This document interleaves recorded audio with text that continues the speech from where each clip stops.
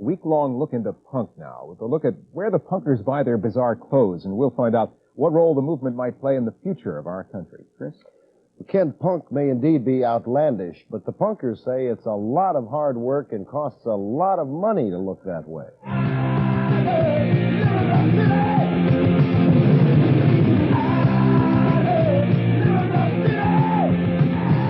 Melrose Avenue, West Hollywood, an area where a lot of punkers congregate, live, and shop, with stores geared to the punk look and lifestyle. One of the largest and most successful stores is Poseur's. Merchandise on hand ranges from armbands to leather jackets to hair dyes and paints. You have to bleach it, then cut it, then dye it, and to get mine to stand up like this, I put gelatin on it.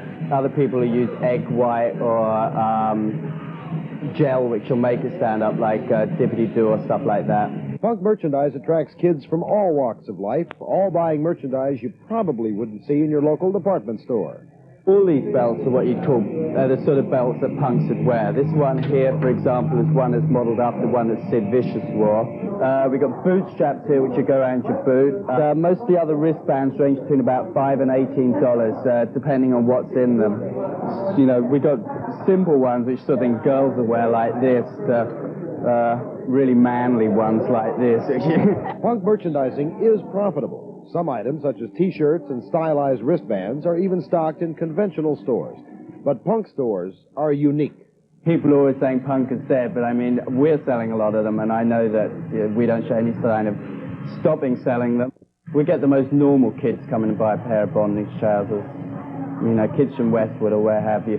We get a lot of tourists come in. A lot of people are just, you know, toying with it because it's kind of risque subject. If the punk movement is growing, where is it headed?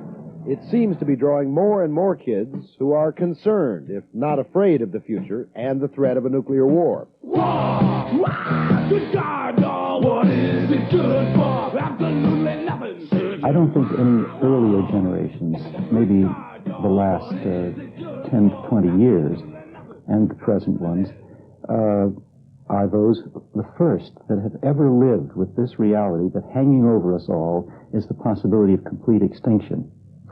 That has led to some forms of despair, despondency, hopelessness, and a feeling that there's no point in planning for the future that I think are more serious and ominous than those of previous generations. I think there's every reason for hope.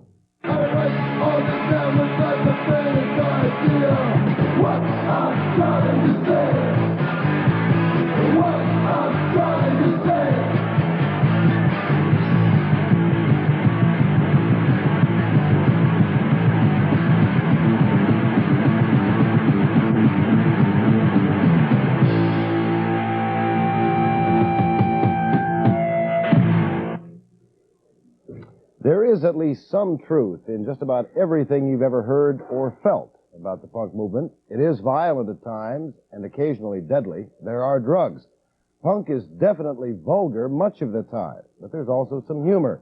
And like most movements involving young people, it is often overly impressed with itself. Like hippies before them, the punks want to change society. The key question is whether leaders will emerge from this generation to do that. Ken? Are you as optimistic after this week-long look as the psychologist was, that there is some hope? They seem to be, aside from being bizarre-looking, and that's a great affectation to outrage elders and people around them, but I think aside from that, there is a dedication, an aggressive dedication among punkers generally, and a cohesiveness among them that other movements of yippies and so on didn't have a feeling of togetherness. Very interesting, sir. Thank you, Chris.